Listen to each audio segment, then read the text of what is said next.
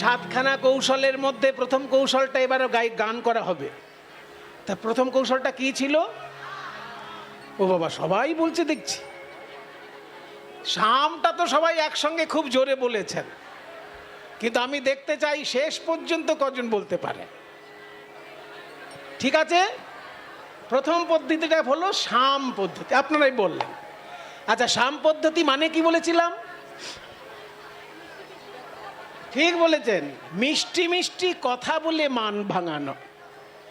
এইবার আমরা দেখব শ্রী গোবিন্দ কেমন মিষ্টি মিষ্টি কথা বলতে পারেন। ও মায়েরা, যে রাঁধে সে চুলও বাঁধে, তেমনি যার কথা বলার কৌশল জানা আছে সে সত্যি কথাও যেমন বলতে পারে তেমনি মিষ্টি কথাও বলতে পারে। আমার প্রাণ গোবিন্দ সত্য কথাও বলতে জানেন, আবার মিষ্টি কথাও বলতে জানেন। গোবিন্দের মুখে যদি সত্য সত্য কথা শুনতে চান, তাহলে শ্রীমদ্ ভগবদ্ গীতার পাতায় অনেক সত্য কথা তিনি উজাড় করে বলেছেন অর্জুনের কাছে। আর মিষ্টি কথা যদি কেউ জানতে চান, তাহলে গীত গোবিন্দের পাতায় দেবেন জয়দেব গোস্বামীর লেখনীতে তিনি মিষ্টি মিষ্টি কথা অনেক বলেছেন। আজকে সেই মিষ্টি মিষ্টি কথা বলে মান ভাঙাচ্ছেন। কথা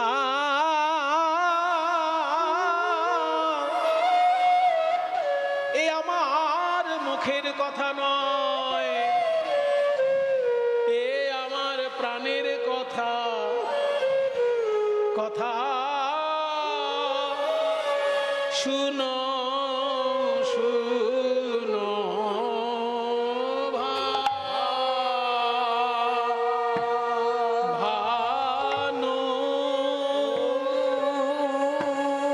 বৃষভানু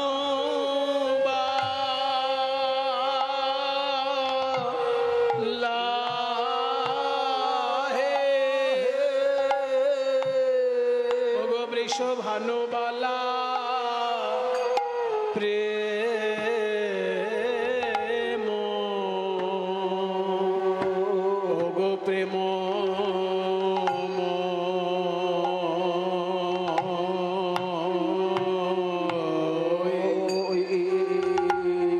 শোনো শোনো ভানুবালা প্রেম ময়ূরা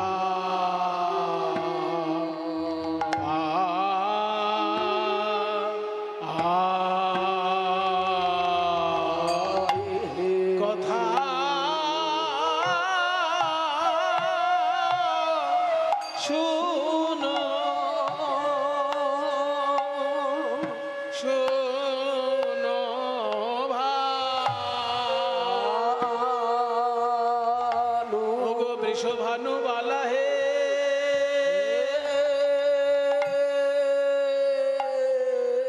আমি তোমার নামে শপথ করে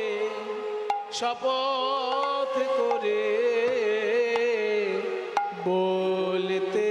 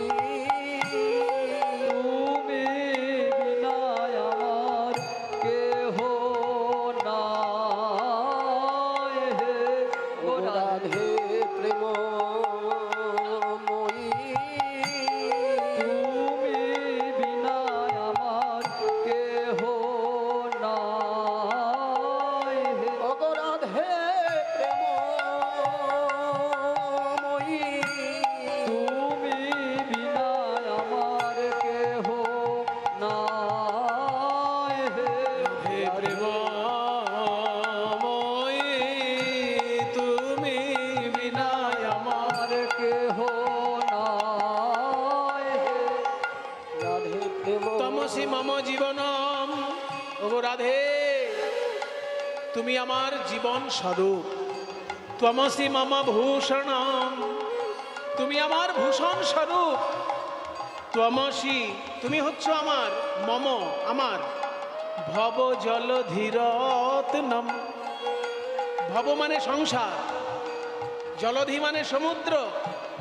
এই গোটা সংসার যদি একটা সমুদ্র হয়, বিশ্ব ব্রহ্মাণ্ড যদি একটা সমুদ্র হয়, তার মূল্যবান রত্ন যদি কিছু থাকে, তার নাম রাধা। এটা সোজা বাংলায় আমরা কি বলতে পারি? সাগর ছেঁচা, সাগর ছেঁচা মানে আমার, তুমি বিনা আমার কেহ না। সাগর ছেঁচা মানে তুমি বিনা আমার কেহ নাই। জীবনে মরণে একমাত্র গতি, তুমি বিনা কেহ নাই। জীবনে মরণে গতি, তুমি বিনা আমার কেহ নাই। জীবনে মরণে নিতাই গৌর হরি বল। বিনা আমার কেহ নাই। রাধে প্রেমময়ী, তুমি বিনা কেহ নাই। রাধে প্রেমময়ী, তুমি বিনা কেহ নাই। রাধে প্রেমময়ী, তুমি বিনা কেহ নাই। রাধে প্রেমময়ী, তুমি বিনা কেহ নাই। রাধে প্রেমময়ী, তুমি বিনা কেহ নাই। তুমি বিনা কেহ নাই। কথা শুনো, শুনো, কথা শুনো, শুনো ভানুবালা প্রেমময়ী রাই। তুমি বিনা এ জগতে মোরে আর কেহ নাই।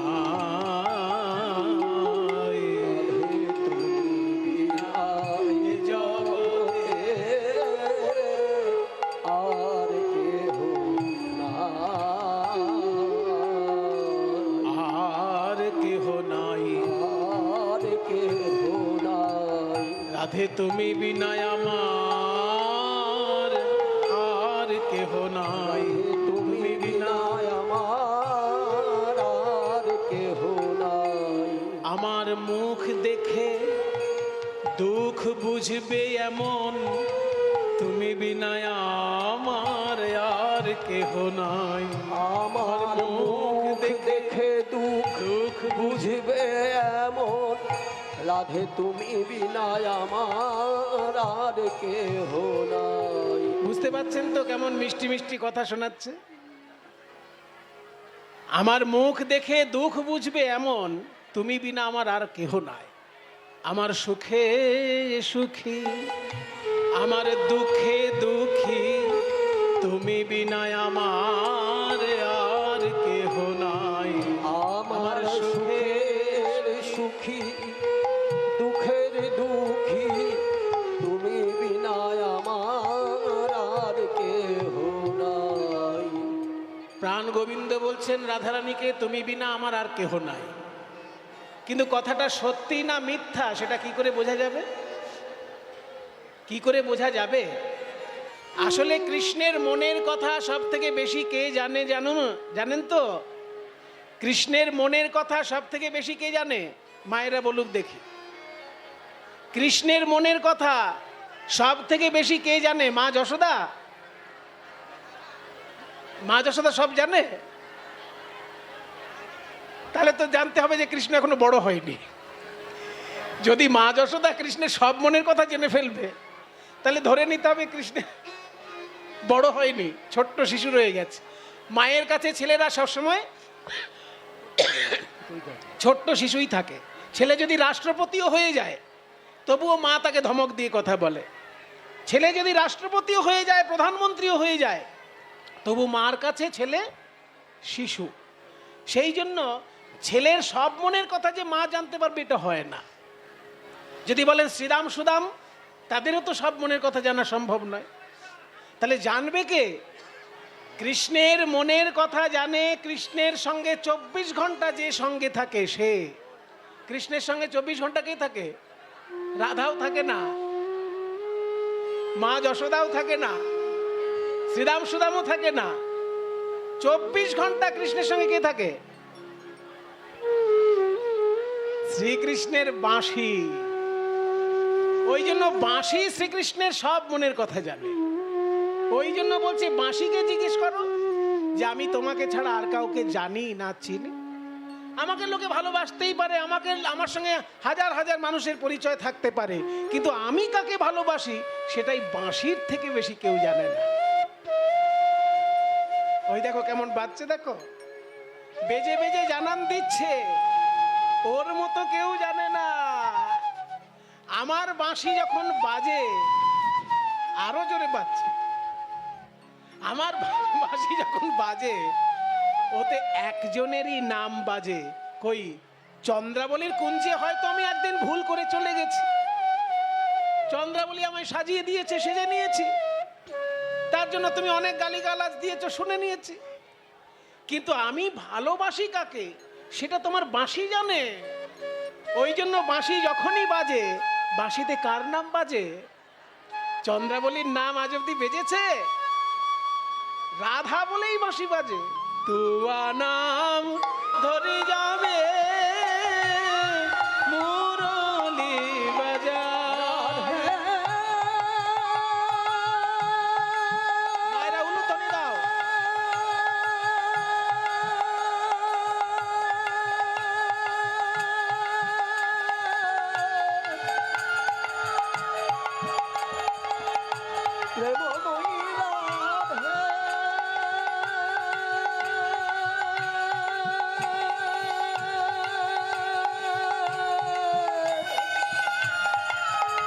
রাধে রাধে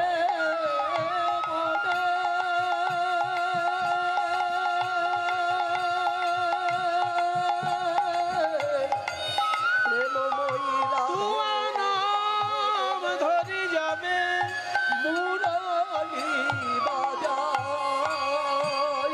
সকল ভুলিয়া সবে আমার কাছে আয়েশেরা।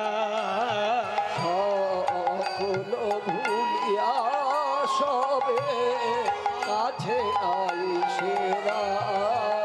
দেখি যোগী যোগ ভোলে মুনির ধ্যান টলে। যোগী যোগ ভোলে মুনির ধ্যান টলে, যোগী যোগ ভোলে মুনির ধ্যান টলে। রাধে তোমার নামের গুণে যোগী যোগ ভোলে মুনির ধ্যান টলে। ওগো রাধে তোমার নামের গুণে বাঁশি বাজালে জানতে পারি। রাধে তোমার নামের গুণে বাজালে জানতে পারি। রাধে তোমার নামের গুণে যোগী যোগ ভোলে মুনি ধ্যান টলে। আমি যে তোমায় ভালোবাসি তার সব থেকে বড় প্রমাণ আমার বাঁশি। তোমার নাম ধরে বাজে, আর কারোর নাম ধরে বাজে না। এতেও যদি বিশ্বাস না হয় মদন করো সাক্ষী। যদি বিশ্বাস না হয় মদন করো সাক্ষী।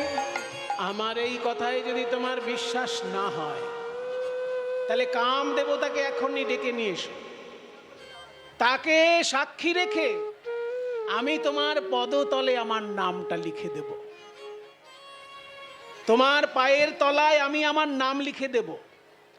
তার লুকিয়ে লুকিয়ে গোপনে গোপনে নয়, কাম দেবতাকে ডাকো, সে সামনে দাঁড়িয়ে থাকবে, সাক্ষী রেখে আমি লিখে দেব তোমার পদতলে নাম। এতেও যদি বিশ্বাস না হয় মদন করো সাক্ষী। এতেও যদি বিশ্বাস না হয় মদন করো সাক্ষী। আদেশ করো নাম পদতলে লিখি। আদেশ করো নাম পদতলে লিখি। আমি তোমার পায়ের নিচে আমার নাম লিখে দেব যদি তুমি বলো না না না ভুল বলছি। তোমার পদতলে আমার নাম লিখতে গেলে তোমার পায়ে ব্যথা লাগতে পারে। তুমি রাজার মেয়ে না, আমি তো রাখাল ছিলে, গরু চড়াতে গিয়ে হাটে মাঠে ঘাটে যেখানে খুশি ছুটে বেড়াই খালি পায়ে। আর তুমি তো রাজার মেয়ে, শুধু রাজপ্রাসাদ থেকে রাজপ্রাসাদে যাতায়াত করো, শ্বশুর বাড়িতে কথা শুনতে হয়, সেই জন্য জল আনতে যমুনার ঘাটে যাও। নইলে তোমার তো রাজার কন্যা তুমি। তোমার পায়ের নিচে যদি আমার নাম লিখি, তোমার চরণ যে বড় কোমল, আমার নাম যে কঠিন, যদি তোমার পায়ে আঁচড় লাগে, কোমল পদে কঠিন নাম লিখতে আঁচড় যায়। কোমল পদে কঠিন নাম লিখতে আচর যায়। তার থেকে এক কাজ করো, আমি মাটিতে নাম লিখি, তুমি চরণটা তার উপর রাখো।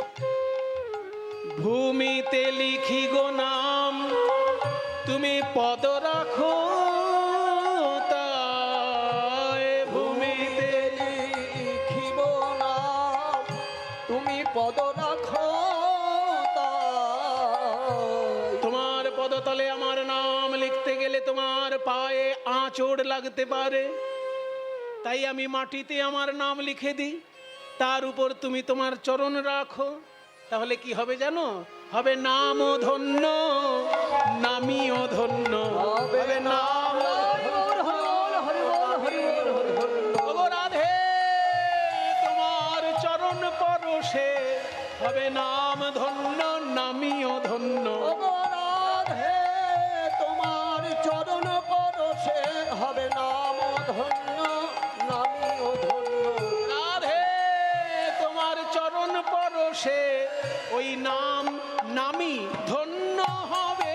রাধে তোমার চরণ পরশে নাম নামে ধন্য হবে। রাধে তোমার চরণ পরশে নাম নামে ধন্য হবে। হবে নাম ধন্য, আমিও ধন্য। ভূমিতে লিখিব নাম পদ রাখো তাই। এইবার মায়েরা আপনারাই বলুন, এত মিষ্টি মিষ্টি কথা বিশ্ব ব্রহ্মাণ্ডে আর কেউ বলবে? গোবিন্দ বলছেন, আমি যে তোমায় ভালোবাসি তার সব থেকে বড় প্রমাণ, আমার বুকের ভেতর থেকে যে হাওয়া বেরোয় সেই হাওয়া দিয়ে বাঁশি বাজে। তাহলে আমার বুকের ভিতর কি কথা চলছে সেটা বাঁশি জানে। ওই জন্য যখন আমি বাঁশি বাজাই তাতে রাধা নাম বেজে ওঠে। তার মানে আমার হৃদয়ের মধ্যে সবসময় তোমার নামই জপ হয়। এর থেকেও বড় কথা, আমি তোমার পায়ের তলে আমার নামটা লিখে দিতে পারি, কিন্তু তাতে তোমার পায়ে আঁচড় লাগতে পারে। তার থেকে আমি মাটিতে নাম লিখছি, তোমার চরণটা তার উপর রাখো। এত মিষ্টি কথা আর এর কোনো আর মানে এর থেকে মিষ্টি কথা আর হওয়া সম্ভব নয়। কিন্তু তবুও রাধারানী একবারও গোবিন্দের কথায় কর্ণপাত করলেন না। এত শুনি বিধুমুখী কোপ দিঠে চায়, এত শুনি বিধুমুখী কোপ দিতে যায়। না যায় দুর্জয়মান জ্ঞান দাসে গায়। না যায় দুর্জয়মান জ্ঞান দাসে গায়। না যায় দুর্জয়মান জ্ঞান দাসে গায়। মিষ্টি মিষ্টি কথার একদম বন্যা বইয়ে দিলেন গোবিন্দ। তমসি মম জীবনং তমসি মম ভূষণম, আরো কত কি, কিন্তু হলো না, তাতে মান ভাঙলো না। তাহলে সাম পদ্ধতি বাতিল হয়ে গেল মায়েরা। দ্বিতীয় পদ্ধতি কি ছিল? দ্বিতীয় পদ্ধতি কি ছিল? এই তো দানের কথা যখন এসেছে, দানের জন্য অনুরোধ আমি আপনাদের সকলের কাছে করব। এত বড় একটা সেবার সুযোগ আপনাদের কাছে এসেছে। মায়েরা, পয়সা আয় করতে পারে সবাই। যিনি রাষ্ট্রপতি তিনিও মাইনে পাচ্ছেন, তিনিও মাইনে মানে তিনিও তো পয়সা আয় করছেন। আর যিনি ফুচকা বিক্রি করছেন, চা বিক্রি করছেন, ছোলা বিক্রি করছেন, তিনিও পয়সা আয় করছেন। পয়সা আয় সবাই করছে, কিন্তু পয়সা খরচাটা ঠিক ঠিক জায়গায় সবাই করতে পারে না। আমার শ্রীমদ্ ভাগবত 18 পুরাণের মধ্যে শ্রেষ্ঠ পুরাণ, তিনি বলছেন মানুষের পয়সা 5টি জায়গায় খরচা করা উচিত। কোথায় পেলাম শ্লোকটা? যেখানে শুক্রাচার্য বলিকে উপদেশ দিচ্ছেন যে বামন অবতার যে তোমার কাছে 3 পা জায়গা চেয়েছে, ত্রিপাদ ভূমি, ওকে দেবার আগে জেনে নাও কোথায় কোথায় খরচা করতে হয় পয়সা। ওই জন্য ওখানে শুক্রাচার্য বলেছেন যে পয়সা খরচা 5টি জায়গায় করতে হয়। কোথায় কোথায়? ধর্মে। প্রথম খরচার জায়গা হচ্ছে ধর্ম, কিন্তু আমরা ধর্মে ঠিক ঠিক খরচা করতে পারি না। এখন যদি ডাক্তার বলে আমার 1200 টাকার কমে ফিজ হবে না, দেখবেন ঠিক জোগাড় হয়ে যাবে। কিন্তু যখনই কীর্তনের চাঁদা চাইতে যাবে, 500 টাকা চাইলে 200 টাকা দিলে যেন ভালো হয়। ডাক্তারের বেলায় ফিজ চলে আসে ঠিক, কিন্তু কীর্তনের ক্ষেত্রে, পুজো অর্চনার ক্ষেত্রে যখনই কেউ চাঁদা চাইতে আসে, আমাদের মনটা কেমন কেমন করে। আমি আপনাদের একটা সত্য ঘটনা বলবো, আমার জীবনের একটা ঘটনা বলছি, যে ভগবানকে দিয়ে কেউ কোনোদিন ভাববেন না যে আমি অনেক ভগবানের উপকার করে দিলাম। এটা আমি নিজে একবার ভেবে ফেলেছিলাম, তার শোধ ভগবান আমায় দিয়ে দিয়েছে। সেই জন্য নিজের জীবনের ঘটনা বলছি। যখন আমি দ্বারকায় গেছিলাম, জানেন তো সারা ভারতবর্ষে 4টে মন্দির আছে, সেখানে 4টে সেবা প্রধান সেবা: অন্ন, বস্ত্র, জল, অলংকার আর তুলসী। এই 5টা সেবা 5টি মন্দিরে প্রধান। কোথায় অন্ন সেবা দিতে হয়? জগন্নাথ মন্দিরে। জগন্নাথ মন্দির অন্ন সেবার জন্য বিখ্যাত। জল সেবা কোথায় দিতে হয়? রামেশ্বরম। শিব মন্দির আছে রামেশ্বরম, ওখানে শিবকে জল দেওয়া মানেই বিষ্ণুকে জল দেওয়া। এটা জেনে রাখুন, বিষ্ণু অন্ন গ্রহণ করেন পুরীধামে, জল গ্রহণ করেন রামেশ্বরমে। ওই জন্য রামেশ্বরমে গিয়ে জল দিলে, শিব ঠাকুরের মাথায় জল দিলে সেটা বিষ্ণুর কাছে পৌঁছে যায়। ওই জন্য অন্ন সেবা পুরীধাম, জল সেবা রামেশ্বরম, আর বস্ত্র সেবা দ্বারকায়।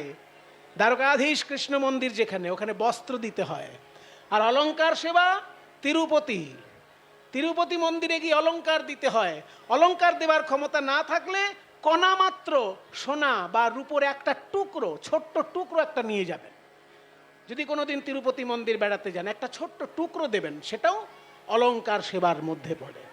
আর তুলসী সেবা হিমালয় পর্বতে বদ্রীনারায়ণ। বদ্রীনারায়ণে তুলসী সেবা দিতে হয়। তা আমি অলংকার সেবা দিয়েছি তিরুপতিতে, জল সেবা দিয়েছি রামেশ্বরমে, অন্ন সেবা দিয়েছি পুরীধামে, আর তুলসী সেবা দিয়েছি বদ্রীনারায়ণে। বাকি ছিল বস্ত্র। তা আমি যখন দ্বারকায় গেলাম বস্ত্র সেবা দিতে, দোকানদারকে বললাম যে দোকানদার, আমি শুনেছি এখানে শ্রীকৃষ্ণকে বস্ত্র দিতে হয়, কারণ মা মীরাবাই যখন এখানে কৃষ্ণের সঙ্গে বিলীন হয়ে গেছিলেন, জানেন তো গল্প কাহিনীটা? মীরাবাই দ্বারকায় শ্রীকৃষ্ণের অঙ্গে বিলীন হয়ে গেছিলেন। মানে দ্বারকায় যখন কৃষ্ণ মন্দিরে প্রবেশ করেছিলেন মীরাবাই, তারপর দরজা খুলে তাকে আর পাওয়া যায়নি। মীরাবাইয়ের গায়ে যে কাপড়টা ছিল, সেই কাপড়টা শ্রীকৃষ্ণের বিগ্রহে জড়ানো ছিল। ভক্তগণ তখন থেকে বিশ্বাস করেন যে মীরাবাইয়ের শ্রীঅঙ্গ দ্বারকার শ্রীকৃষ্ণের সঙ্গে বিলীন হয়ে গেছে, আর মীরাবাইয়ের কাপড়টা তার গায়ে ছিল। তখন থেকে সবাই বস্ত্র শ্রীকৃষ্ণকে ওখানে উপহার দেন। সেই জন্য আমিও বস্ত্র দিতে চাই। দোকানদারকে গিয়ে বললাম যে একটু বস্ত্র দিতে চাই। তখন দোকানদার বলছে, देखिए हम लोग यहाँ पर भगवान को सबसे ज़्यादा मूल्यवान जो है वही चीज़ देते हैं। आपके हिसाब, आपकी भक्ति आपका ही रहेगी, लेकिन आप आपके हिसाब से कर सकते हैं, लेकिन हम जो करते हैं सबसे ज़्यादा कीमती जो वस्त्र होता है वही भगवान को हम चढ़ाते हैं। আমি তখন বাঙালি, ভেতো বাঙালি, বলে ভাই কত দাম বস্ত্রের?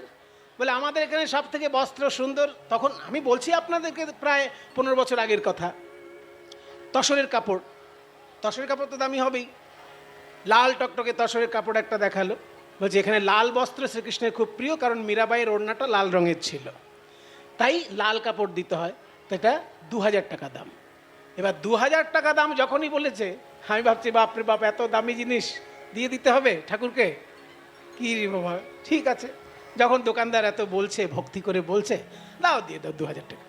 তা 2000 টাকার একটা কাপড় কিনে ঠাকুরকে ওখানে নিবেদন করলাম। কিন্তু মানে কিপটে স্বভাবের লোক যেমন হয়, আমার তো ভিতরটা সেরকম করছে না। ভিতরটা তো বারবার বলছে যে কি গেল আমার 2000 টাকা চলে গেল, 2000 টাকা চলে গেল। ভিতরটা তখন এরকম হচ্ছে। মজার ব্যাপার কি জানেন? বাড়িতে যখন এসছি, দেখি একজন ভক্ত আমার সঙ্গে দেখা করতে এসেছে। এসে বলছে, দাদা আমি আপনার কীর্তন শুনে খুব আনন্দ পাই, সেই জন্য আপনাকে আমি একটা বস্ত্র দিতে এসেছি। তাহলে হ্যাঁ, বস্ত্র দেবেন, দিন। এবার বস্ত্রটা যখন দিচ্ছে দেখছি কি জানেন, যে ধরনের বস্ত্র আমি ঠাকুরকে দিয়েছিলাম সেই রকম একটি বস্ত্র আমাকে দিচ্ছে। তাই গৌর হরি বল। আমি তাকে একদম লজ্জার মাথা খেয়ে আমি তাকে জিজ্ঞেস করে ফেললাম, দাদা কিছু মনে করবেন না, এই যে কাপড়টা আপনি আমাকে দিচ্ছেন এটার দাম কত? তখন সে বলছে এসব জিজ্ঞেস করতে আছে, এটার দাম 2000 টাকা। যেই বলেছে 2000 টাকা, আমার মনটা যেন একদম মাটিতে মিশে গেল, যে আমি ঠাকুরকে 2000 টাকার কাপড় দিয়েছিলাম, ঠাকুর সঙ্গে সঙ্গে আমার বাড়িতে আসার পরেই কিভাবে তার দান আমাকে ফিরিয়ে দিলেন। মা, এটা কেন বলছি জানেন, ভগবানকে যদি কখনো মন খুলে দিতে পারেন না, কখন যে আপনি সব কিছু ফিরে পাবেন বা তার থেকে বেশি পাবেন এটা হিসেব করে শেষ করতে পারবেন না। আমি আমার নিজের জীবনে পেয়েছি, তাই আপনাদেরকে বললাম। এবং এটা গীতায় লেখা আছে, ভগবান শ্রীকৃষ্ণ গীতায় বলেছে, তেষাং নিত্যাভিযুক্তানাম যোগক্ষেমং বহাম্যহম। গীতার বাণী আমার জীবনে, আর কারোর জীবনে ফলেছে কি না ফলেছে আমি জানি না, আমার জীবনে ফলেছে, সেই জন্য আমি সব জায়গায় উচ্চ কণ্ঠে ঘোষণা করি। ভগবান শ্রীকৃষ্ণ বলেছেন, যদি কেউ আমায় ভালোবেসে কিছু দেয়, সে যেটা পাবার তা তো পাবেই, আমি তাকে আরো বেশি করে কিছু দিয়ে থাকি। এটা ভগবানের বাণী। তাই আপনাদের সকলের চরণে আমার নিবেদন, এত বড় কীর্তনের অনুষ্ঠান সবাই মিলে করছেন, এনারা ভিক্ষার আঁচল নিয়ে আপনাদের কাছে যাচ্ছেন, যে যেমন পারবেন প্রাণ ভরে গৌর গোবিন্দ সেবার জন্য দান করবেন। ভগবানকে দান করলে ভগবানের কৃপা যে আপনাকে কোথায় নিয়ে যায় সেটা আপনি হিসেব করে শেষ করতে পারবেন না। আমি পারিনি, তাই আপনাদেরকে বলছি। নিতাই গৌর প্রেমানন্দে, হরি বল হরি বল। হরি বল, হরি বল। তাহলে মূল্যবান দান দক্ষিণা দিলেও অনেক সময় মান ভেঙে যায়। কৃষ্ণ ভাবছেন আমার কাছে সব থেকে মূল্যবান দেবার মতো উপহার কোনটা? ও মায়েরা, 5 ভরি সোনার হার দিয়ে মান ভাঙানো যায় বলেছিলাম, কিন্তু রাধারানীর ক্ষেত্রে সেটা খাটবে কি? রাধারানীর ক্ষেত্রে খাটবে কি করে? রাধারানী তো রাজার মেয়ে। রাধারানীর গায়ে যা ওজন, সেই ওজনের সোনা তার বাবা প্রতিদিন দান করে। তাহলে 5 ভরি সোনার হার দিয়ে রাধারানীর মান ভাঙানো যাবে? যাবে না। ওই জন্য ভগবান শ্রীকৃষ্ণ দেখলেন আমার কাছে সব থেকে প্রিয় সম্পদ যেটা, সেটা হচ্ছে আমার বাঁশি। এই বাঁশিটা আমার রাধারানীকে দিয়ে দেখি মানটা ভাঙে কিনা। হে হে রাধে, মদন দোলা তাল, প্রেম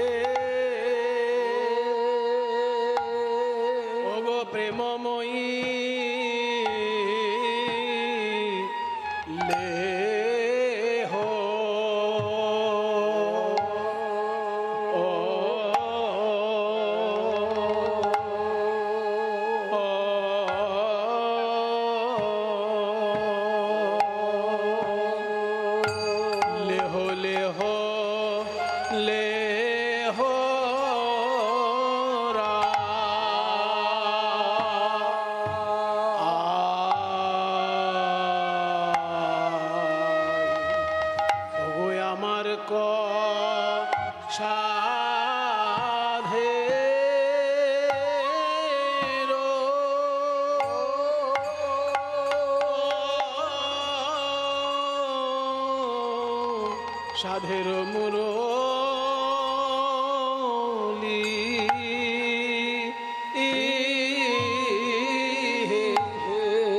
রাধে, ও রাধে, প্রেম আমি রাখাল,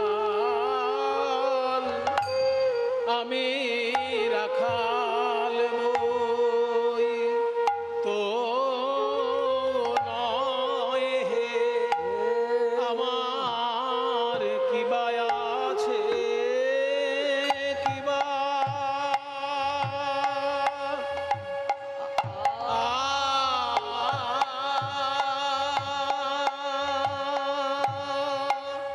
ও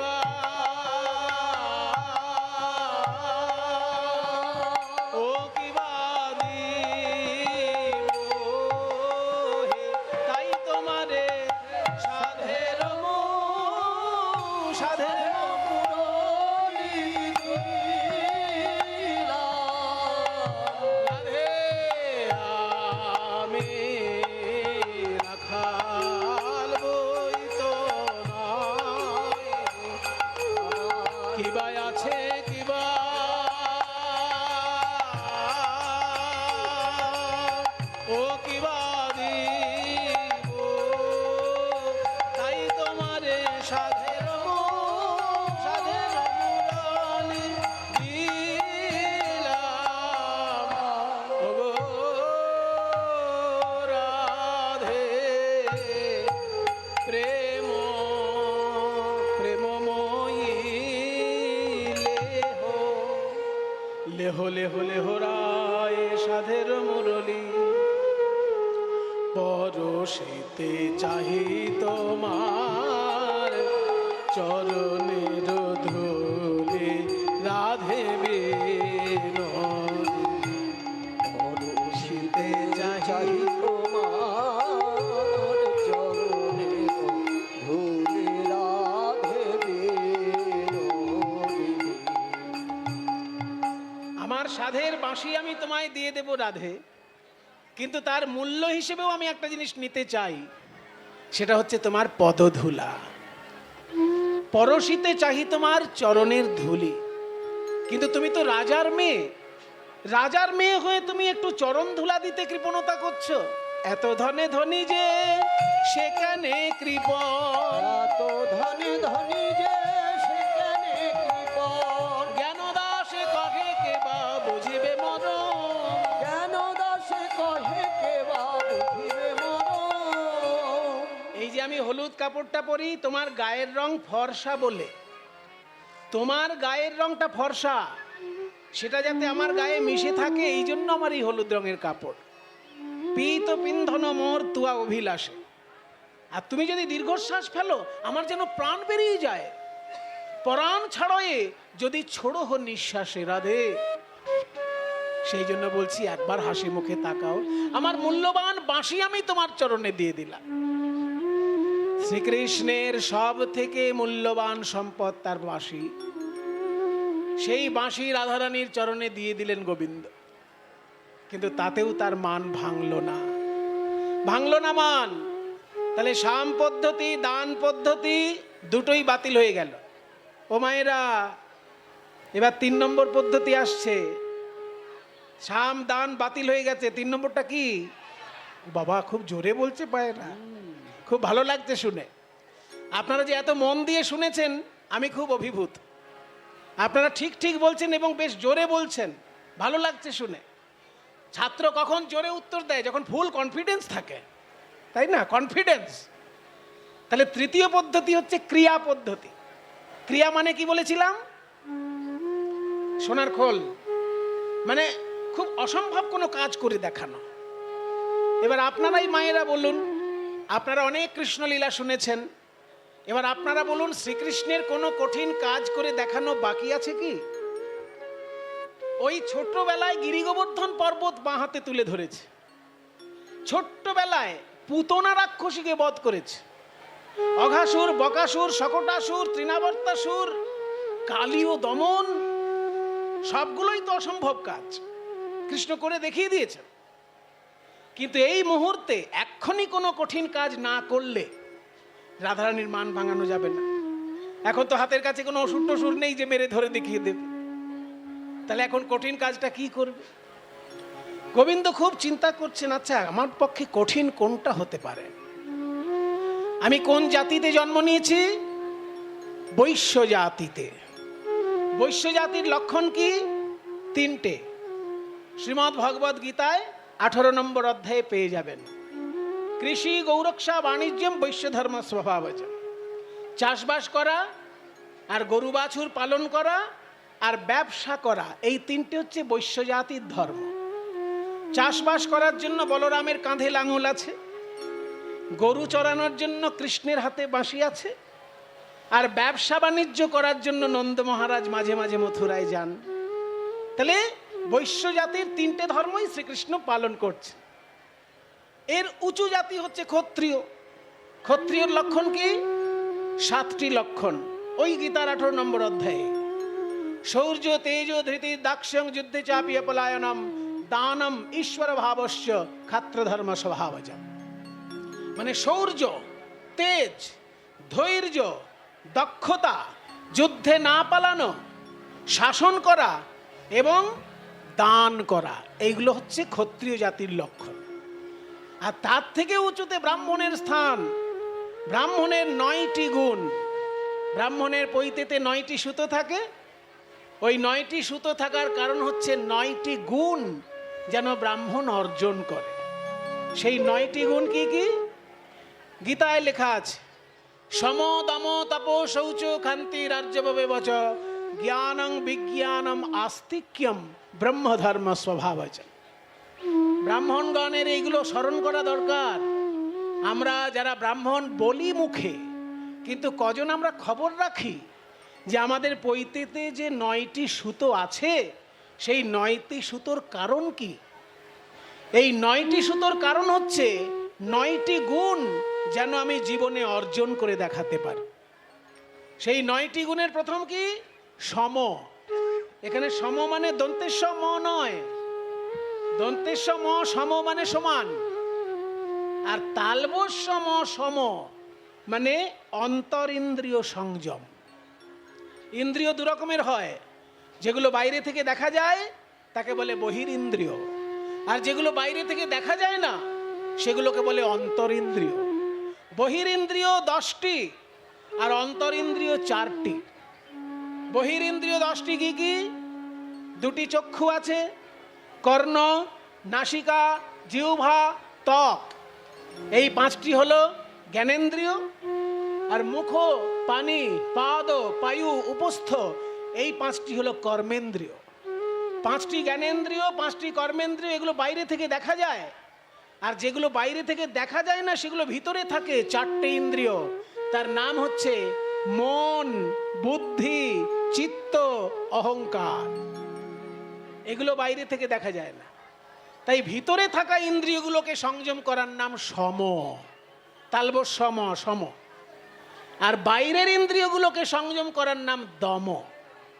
ব্রাহ্মণের 9টি গুণের মধ্যে প্রথম গুণ সম, দ্বিতীয় গুণ দম, তৃতীয় হলো শৌচ মানে পবিত্রতা, ক্ষান্তি মানে ক্ষমা, আর্জবম মানে সরলতা, জ্ঞানম মানে শাস্ত্রজ্ঞান, বিজ্ঞানম মানে শাস্ত্রের ঊর্ধ্বে যে দিব্য জ্ঞান, আর আস্তিক্যম মানে বিশ্বাস।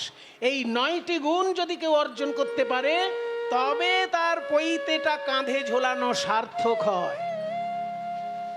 পরিপূর্ণ সার্থকতা পেতে গেলে 9টি গুণ অর্জন করতে হবে। তাই শ্রীকৃষ্ণ ভাবলেন, আমি তো বৈশ্য জাতির ছেলে, এখনই আমি ব্রাহ্মণের মতন মন্ত্র উচ্চারণ করে দেখাবো। রাধারানী অবাক হয়ে গিয়ে আমার দিকে তাকাবেন। আমি সারাক্ষণ গরু চড়াই, এই লোকে জানে। আমি যে ব্রাহ্মণের মতন শাস্ত্রজ্ঞও হতে পারি, মন্ত্র বলতে পারি, এটা তো আর রাধারানী জানে না। এখনই আমি বলে দেখাবো। শ্রীকৃষ্ণের একজন বন্ধু ছিল, কিন্তু ব্রাহ্মণ বন্ধু। তার কাছ থেকে সব জেনে টেনে নিয়েছিল কৃষ্ণ। জানেন তো শ্রীকৃষ্ণের ব্রাহ্মণ বন্ধুটার নাম কি? হ্যাঁ, বা সূর্য পূজা শুনে শুনে আপনাদের একদম সূর্য পূজা শুনে শুনে আপনাদের একদম মুখস্থ হয়ে গেছে। ঠিক বলেছেন। ব্রাহ্মণের যে ব্রাহ্মণ বন্ধু ছিল কৃষ্ণের, তাকে বটু বলে, মানে মধুমঙ্গল। মধুমঙ্গলের ডাকনাম বটু। তা সেই বলছে তার কাছ থেকে সব শিখে নিয়েছে কিভাবে পুজো টুজো করতে হয়। এইবার রাধারানীর সামনে শুরু করে দিল নিষ্ঠাবান ব্রাহ্মণের মতন পুজো, যাতে অবাক করে দেবার জন্য অসম্ভব কাজ করছেন গোবিন্দ। তোরা দেখবি যদি আয়, তোরা দেখবি যদি আয়, তোরা দেখবি যদি আয়, মান চণ্ডীর পূজা করে, মান চণ্ডীর পূজা করে, মান চণ্ডীর পূজা করে, মান চণ্ডীর পূজা করে, শিক্ষক শ্যামরায় দেখবি যদি আয়, তোরা দেখবি যদি আয়, তোরা দেখবি যদি আয়, মান চণ্ডীর পূজা করে, মান চণ্ডীর পূজা করে, মান চণ্ডীর পূজা করে, রসিক শেখর শ্যামরায় দেখবি যদি আয়, তোরা দেখবি যদি আয়, তোরা দেখবি যদি আয়। পূজা করতে গেলে যেসব উপকরণ দরকার হয়, সেই উপকরণ কি কি? ফুল লাগবে, বেলপাতা লাগবে, গঙ্গা জল লাগবে, এগুলো তো মিনিমাম। তো হঠাৎ করে এখন ফুল বেলপাতা কোথায় পাবে? তো গোবিন্দের হাতের তলাটা লাল টকটকে, সেটাই জবা ফুলের কাজ করছে। আর এই যে দুটো চোখ আর তিলক এই জায়গাটা দেখুন বেলপাতার মতো দেখাচ্ছে। আর গঙ্গা জল, নয়নে তো জল আছেই রাধে রাধে বলে। করতল জবা ফুল নাসামূল বিল্ল দল, করতল জবা ফুল নাসামূল বিল্ল দল, করতল জবা ফুল নাসামূল বিল্ল দল, করতল জবা ফুল নাসামূল বিল্ল দল। আখি জল গঙ্গা জল,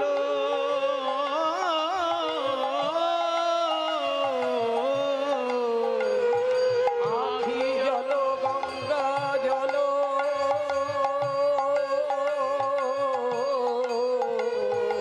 আখি জল গঙ্গা জল দিচ্ছে চণ্ডীর রাঙা পায়।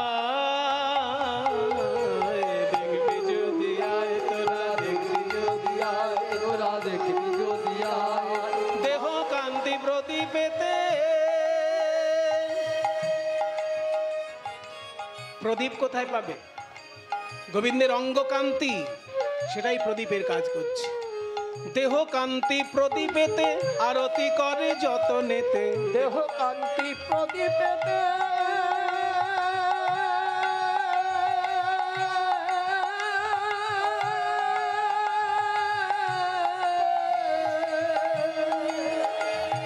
দেহ কান্তি প্রদীপেতে আরতি করে যতনেতে।